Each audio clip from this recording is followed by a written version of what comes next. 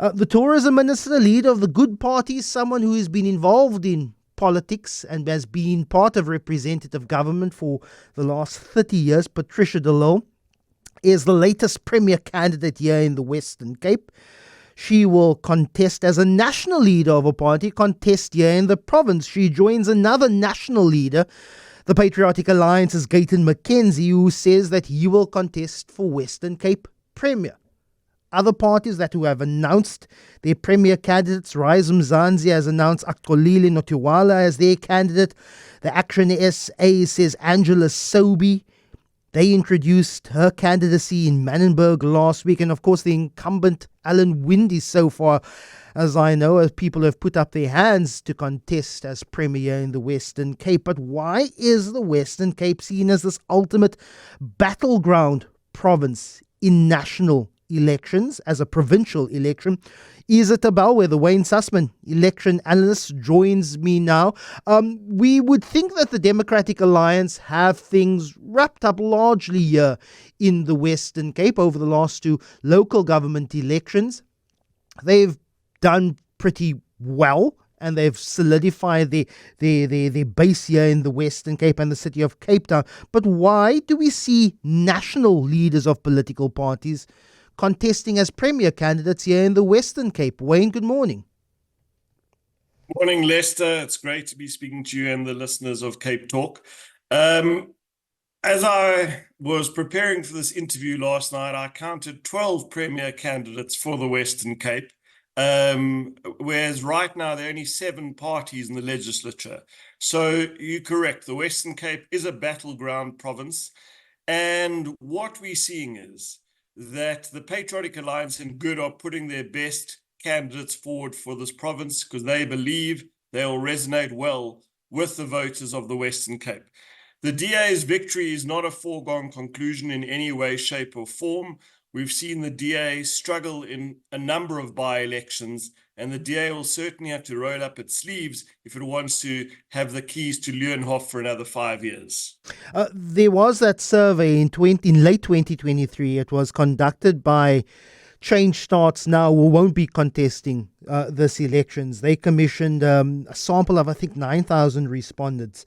That survey coming back with the Democratic Alliance with a provincial election tally of about 42%, the ANC 24%, the EFF as 9%, and all the other parties sort of rather just put together as other political parties. But why, maybe this is more of a political question, but why are national leaders contesting a provincial election? If you feel that you're contesting for a national interest, shouldn't I'm sure their faces will also be on the national ballot as per IEC rules, but particularly targeting the Western Cape. Why would Gayton McKenzie and Patricia de Lille be doing so if they're national party leaders, Wayne? Lester, I know you're a student of history, particular modern South African history. Who's the party who provided the blueprint for this? The Democratic Alliance with Helen Zille, when she was leading the party in 2009. She was the premier candidate as well. The party felt that this would be the way she would be best utilized. Patricia de Lille makes perfect sense. She's, of course, a former mayor of Cape Town, currently the Minister of Tourism. What's more interesting is Gayton McKenzie. We know that he moved to Beaufort West for a certain period of time, but Beaufort West, with respect, a beautiful place, very, very important, very close to the border of the Northern Cape, but that's very much on the periphery of the Western Cape. Will he be able to catch fire with other Western Cape voters? The Patriotic Alliance has been a party which has often defied opinion polls, done incredibly well in by-elections. They've given the DA and the ANC a headache, and Gayton, the PA leadership. Remember, by the way, the first party to declare their premier candidate was actually the PA. They chose someone called Ashley Sauls. He's now an asterisk in Western Cape politics because he's no longer the premier candidate. And they believe that someone like McKenzie can do what he's done in the south of Johannesburg and turn politics on its head here in the Western Cape. A political party personality is a Western Cape phenomenon. We have very strong personalities that emerge here in Cape Town and the Western Cape, and they somehow tend to resonate throughout the rest of the country. The Western Cape's not the biggest province electorally. I think we're Gauteng first, KZN, and then I think it's probably the Eastern Cape, which is, I think, then Western Cape and then the Eastern Cape. So the Western Cape, in terms of its impact on national politics, not that large. But when it comes to political party personalities, whether it be a Windy or whether it be a Patricia de Lille, whether it be a Gayton McKenzie, whether it be all forms, or whether it be even the Freedom Front Plus's Peter Murray, they're largely political personalities, characters, if you want to call them.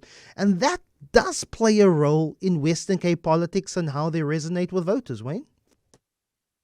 100%. I'll just give you a small example, like Jeffrey Donson from the ICOSA party, which came very close to getting a seat in the legislature. Despite the allegations, despite him, I think he was found guilty. We know that he remains mayor, the last time I checked correctly, of a municipality in the Western Cape. Convicted rapist and sex offender was voted back into local government in his ward in that area of the Western Cape. In Canaland, correct, That's found right. guilty, but a lot of people there, despite the being found guilty, still see him as someone who takes care of the poor and takes care of that community better than the ANC and the DA. So correct, there's a small example, another example of how leadership and leadership personalities loom large. Someone like Corne Mulder is another person in the Freedom Front. It'll be interesting to see who the Freedom Front field as their premier candidate. Personalities, relatability, this is absolutely key. Because again, I want to go back to Gayton McKenzie, because I think this is going to be this is the hardest thing to predict of what's going to happen in the Western Cape. How well or how poorly will he do? Can Gayton McKenzie be as relatable to the voters of the Western Cape as he has been in, again, places like Eldorado Park in Johannesburg? It's going to be key. I think personalities loom large in KwaZulu-Natal and the Western Cape, but I think you're spot on. The Western Cape is very unique in that regard. It's not just a race for premier and for representation in the provincial legislature. 42 seats up for contestation here in the Western Cape legislature. It's also it does bleed into national politics, and particularly the National Council of Provinces. How the ANC or the Democratic Alliance does in this province also speaks about representation in the National Council of Provinces.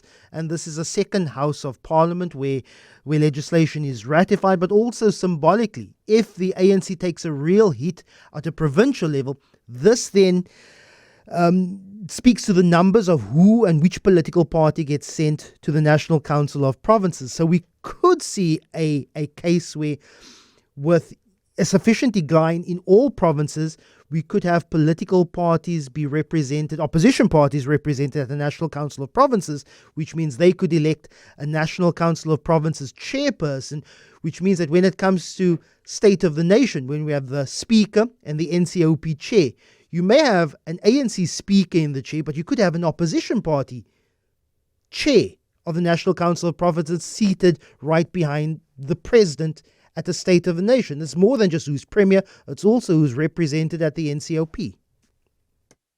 100%. And then the other thing, Lester, is that even those NCOP positions, that is someone who's going to represent your party for 5 years. They can help you out in a by-election. They can represent your party on CapeTalk. So it's absolutely key. Just think back to the DP, which got 7 seats in 1994. They rose to, I think, 38 seats in 1999. If you are able to jump 30 seats, just think of the EFF's growth as well.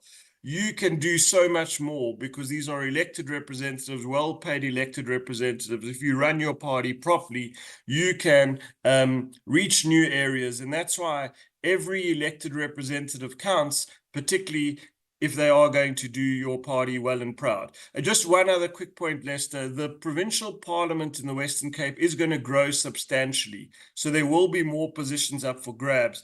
Right now, there's 7 parties represented.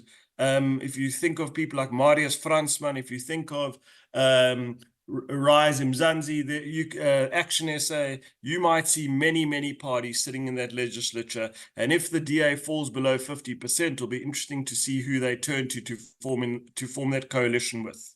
It's not done and dusted here in the Western Cape. Everything is up for grabs in the 2024 provincial and national elections. Wayne Sussman, elections analyst, looking forward to chatting to you over the next 72 days.